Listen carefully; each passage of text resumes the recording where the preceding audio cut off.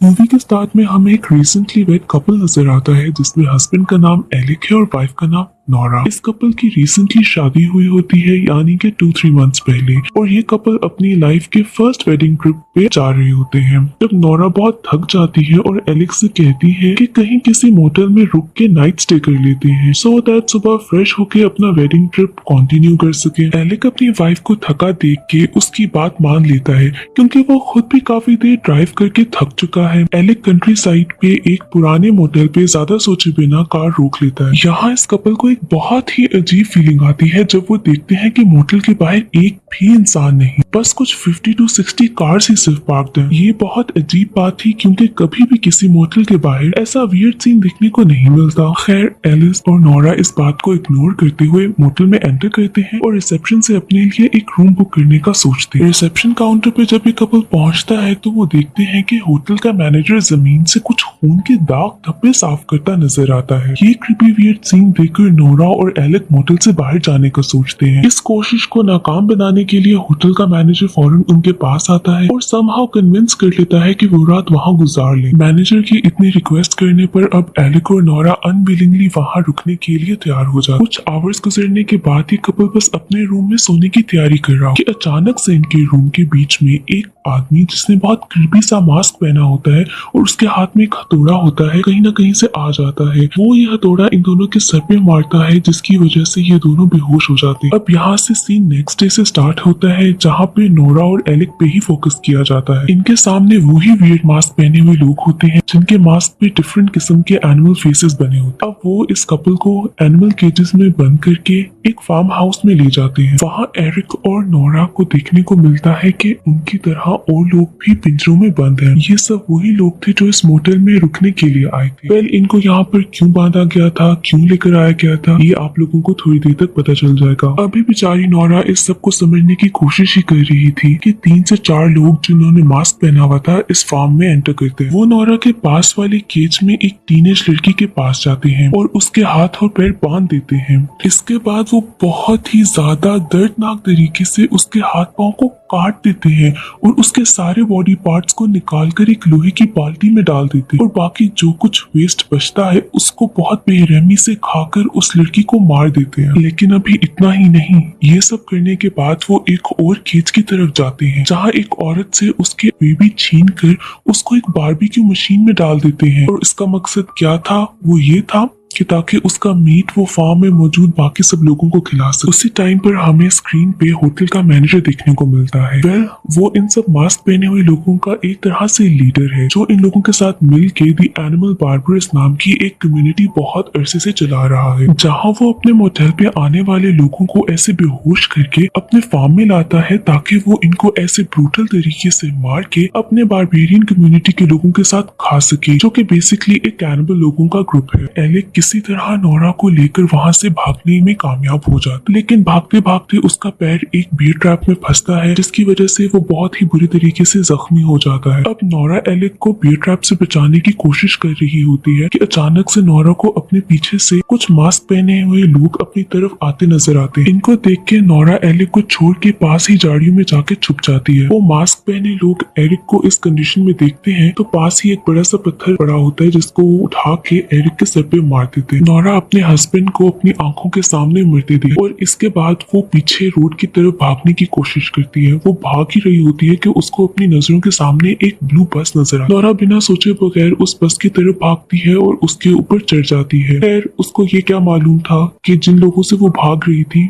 वो वापस उन्हीं के पास पहुंच गई है। उस बस में सिर्फ वही लोग थे जिन्होंने मास्क पहना हुआ था और एग्जैक्टली इसी मोमेंट पे मूवी हमारी एंड हो जाती है। मूवी के स्टार्ट में हमें एक एसयूवी गाड़ी नजर आती है जिसमें कुछ टीनेजर्स ट्रैवल कर रहे हैं। मिलकर ये लोग बेकर जाना चाहते हैं। गाड़ी अब एक सुनसान इलाके से गुजर रही है कि अचानक से गाड़ी के पीछे वाला टायर फट जाता है। अब सारे टीनेजर्स बाहर निकलते हैं इस होप के साथ कि शायद कोई गुजरती हुई गाड़ी इनकी हेल्प कर दे, पर अफसोस ना कोई गाड़ी गुजरती है और ना ही कोई इंसान। दूर दूर तक कोई ऐसी जगह नहीं है जहाँ पे वो मदद ले सके। अब इस सिचुएशन को हैंडल करने के लिए उन टीनेजर्स में से एक लड़का जिसका नाम जेफ है सोचता है कि वो खुद ही टायर को चेंज कर ले। टायर को करीब से देखने पर जेफ को वहाँ एक बुलेट मिलती है। अब इससे तो ये बात क्लियर होगी कि किसी ने जानबूझ के गाड़ी का टायर फाड़ा था, बट किसी ने ऐसा क्यों किया और वो कौन है ये तो मूवी देखकर ही पता चलेगा। जेफ अब अपने दोस्तों को इस बारे में बताने का सोच ही रहा होता है कि अचानक से सबको जेफ के चीखने की आवाज आती है। दोस्तों में से एक लड़की जिसका नाम सारा है वो जेफ के पास जाती है। जेफ के पास जाते ही देखती है कि हर तरफ खून है और जेफ जमीन पर गिरा हुआ है। सारा देखती है कि जेफ के सर पे किसी ने गोली मारी है जिसकी वजह से इतना खून निकल रहा है। वो परेशान होकर घबरा के अपने दोस्तों के पास जाती, मगर इससे पहले कि वो उनको कुछ बताती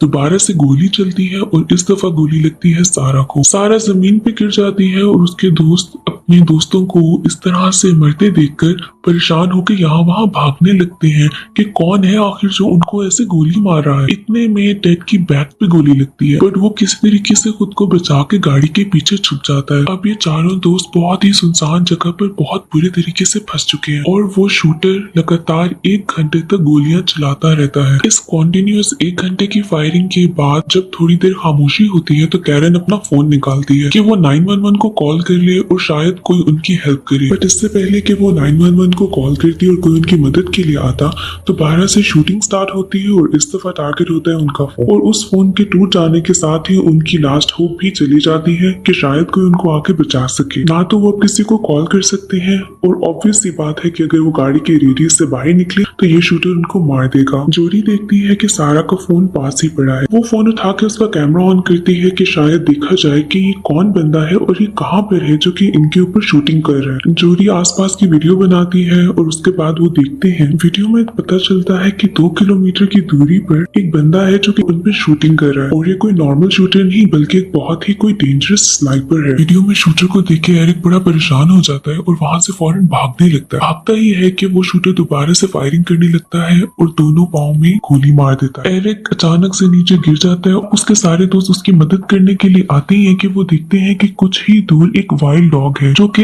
एरिक की बॉडी की तरफ आता है और उसको खाने लगता है। इतने डिस्टर्बिंग सीन को देखकर टॉड बहुत ज्यादा डिप्रेस हो जाता है और वो उसी स्नाइपर की तरफ भागने लगता है। शायद टॉड ने सोचा हो कि वो उससे कोई बात कर लेगा और हो सकता है कि वो बच जाए, लेकिन इससे पहले कि वो उसके कुछ भी करीब पहुंचता दोबारा से फायरिंग स्टार्ट होती है और फायरिंग से टॉड मर जाता है। उसी टाइम दूर से इन्हें एक गाड़ी आते हुए नजर आती है जिसमें एक छोटी सी फैमिली, एक कपल और उनकी एक बेटी, वो भी इसी सुनसान सी सड़क से गुजर रहे होते हैं कि अचानक से वही शूटर इनकी गाड़ी पर भी फायरिंग करने लग जाता है जिससे इनकी गाड़ी बिल्कुल आउट ऑफ कंट्रोल हो जाती है और इन टीनेजर्स की गाड़ी के साथ आके टकरा जाती है। टक्कर लगने से उसी टाइम पे वाइफ की डेथ हो जाती है और हस्बैंड गाड़ी से बाहर निकलता ही है कि शूटर दोबारा से फायरिंग करने लग जाता है। उनकी गाड़ी से अब पेट्रोल हर तरफ बह रहा होता है और फायरिंग की वजह से आग लग जाती है। आग लगने से अब हस्बैंड की बॉडी को भी आग लग गई है और उसकी भी डेथ इसी तरीके से हो जाती है। अब पीछे सिर्फ वो छोटी बच्ची बचती है जो कि अपने पेरेंट्स की इतनी पेनफुल डेथ देखकर बहुत परेशान हो जाती है और घबरा कर भागने लगती है। इतने में फिर से वो स्नाइपर शूटिंग करने लगता है और उस छोटी सी बच्ची को भी मार देता है। अब आसपास हर तरफ आग और धुआं है जिसको देख के कैरन के माइंड में एक आइडिया आता है। कैरन सोचती है कि उसको अपने और उस शूटर के बीच में बहुत सारा धुआं क्रिएट करना होगा कि शायद वो आराम से अब भाग सके। इसी तरह टाइम गुजरने लग जाता है और रात हो जाती है। कैरन और जूडी अपनी गाड़ी के सारे कवर्स निकालती हैं और उनमें गैसोलीन भरने लग जाती है कि अब इसको आग लगानी होगी। आग लगाने के बाद वो धुआं निकलने का वेट करते हैं। जैसे ही धुआं बढ़ता है कैरन जूडी को कहती है कि चलो भागते हैं। कैरन भाग जाती है लेकिन जूडी शायद उस डर से खौफ से पीछे ही रह जाती है। कैरन जोड़ी को पीछे छोड़ते हुए ही भागने लग जाती है। इतना सारा धुआं होने के बावजूद वो शूटर कैरन को मार देता है। जोड़ी को अपने सामने ही एक और कार नजर आती है। वो कार एक पुलिस ऑफिसर की होती है। इसको देखते ही जोड़ी उस गाड़ी की तरफ भागने लगती है कि शायद उसको रोक ले, लेकिन उसकी नजरों के सामने उस पर भी फायरिंग होने लग जाती है और उसकी आंखों के सामने गाड़ी में बैठा शेरिफ मर जाता है। इस सबको देखते ही जोड़ी बहुत फ्रस्ट्रेट हो जाती है और शेरिफ की गाड़ी में बैठ के